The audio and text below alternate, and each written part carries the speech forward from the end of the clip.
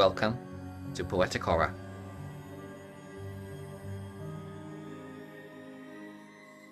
I would like to take this time to have a little treat for myself. Something sweet. Not really nutritious, but equally pleasing while I read the papers. I find the papers fascinating because they contain so many horrid articles, diseases, murder, poverty, and the powers responsible that make our lives a bit more interesting. I cut out small articles that I find amusing whenever I feel a little empty. And in return, they provide me with good stories that help me sleep at night. Very therapeutic. This is one of my favorite articles. It involves an incident that occurred around my street of all places. Oh, but it brought so much enjoyment to so many children. What could possibly be wrong with that? Written and narrated by David Cox, and music by Purple Planet. I call this story Sweet Innocence. A report in the national paper spoke of another psychotic caper, stating that a child went missing whilst on a bike to a friend he was visiting. There was a distinct sound of a ringing bell and a van driving by with a funny smell. The van could not be identified because of no number plate. It looked like an ice cream van, but was out way too late. The van had parked itself in front of the bike for a time. Before leaving, the kid vacant from the crime. The family in hysterical fits of rage and sadness. Who could have committed such sickness and madness? Suspects were questioned about the kidnapping, many stories told and theories overlapping. Evidence of tire tracks, footprints, and a leaky exhaust from what looked like an ice cream van left. Damage to the bike caused. The street was kept under 24-hour surveillance, keeping it safe from criminals and assailants. Ice cream vans were halted till further notice, while the police tried to figure out the culprit responsible for this. They found the kid disposed of on the lake days later. The emergency services came out with a gurney and defibrillator. No sign of breathing, no pulse, no blood rate. Its body shriveled, floating and pale. A dead weight. The coroner examined the body and quickly got wet. Water spewed out from its veins where the blood should be kept. There was an insertion where a needle had been. Needless to say, the culprit had extracted the body clean. The body was stored away for future events. No incidents occurred on the street and everything was clement. They led the ice cream trucks back on the road, but were all required to provide proof of identity under the new code.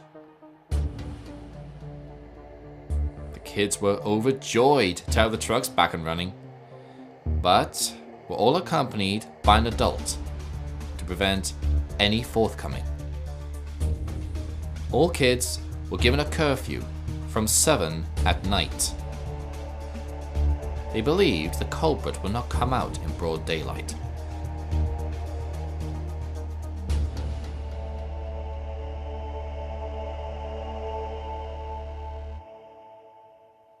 There came a new ice cream van in town. run by a man dressed as a clown.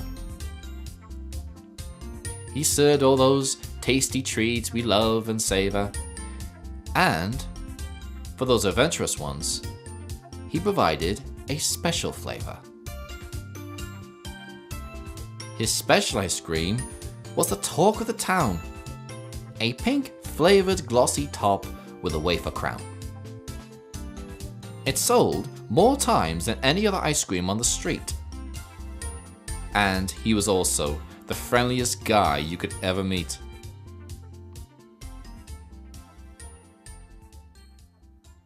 But now you are saying he is the bad guy. And from what you have heard, you have your reasons why.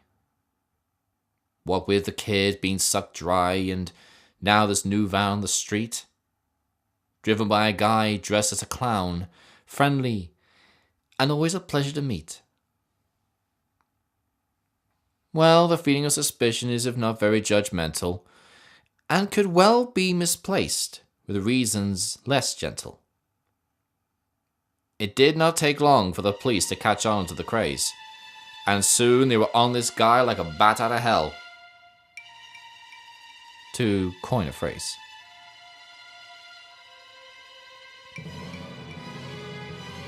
They had evidence to back up their claim, and all denied. The courtroom's verdict caused him to be confined. Everybody was happy that the culprit was caught. But even confinement is not enough to satisfy the family's emotions so wrought.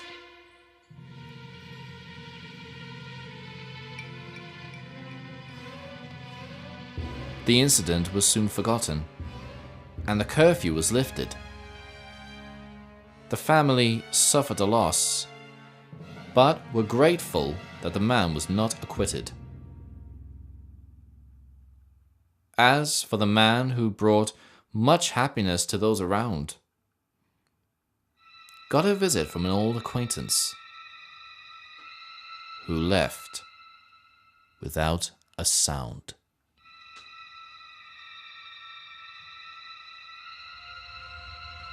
Kids are not, but daring and full of dumbness, and lack the all-important moral compass. What they pay for just a taste of sweetness and joy, they pay a lot, unbeknownst, for an evil ploy. The blood dripping out from a secret hidden from the town, into an ice cream cone filled with sugar and a wafer crown.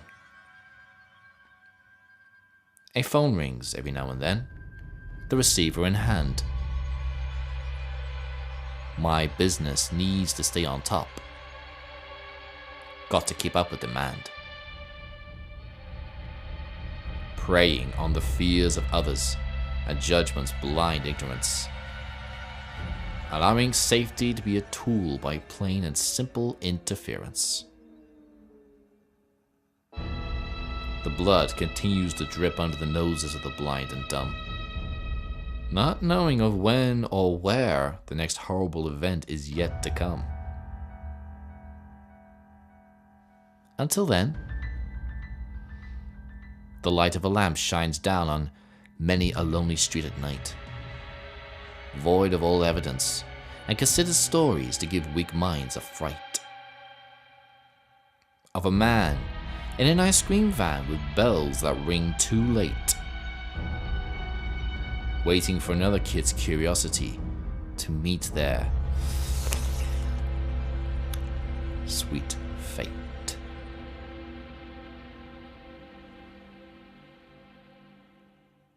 I often wonder where his headquarters are, so I could just shake his hand. Perhaps ask for another ice cream. A real pity that old, boring society had to stop it in the end. I guess his business got too popular. Tried to make it myself once. Didn't taste the same. You can't really imitate a unique art form. Oh well, so long as the papers are there to record it, there'll be more fun times ahead. I'll just have to bide my time by telling other stories until then. So, until next week, check out the tunes included in this story, courtesy of Purple Planet. And don't forget to like and subscribe for more content and poetic horror.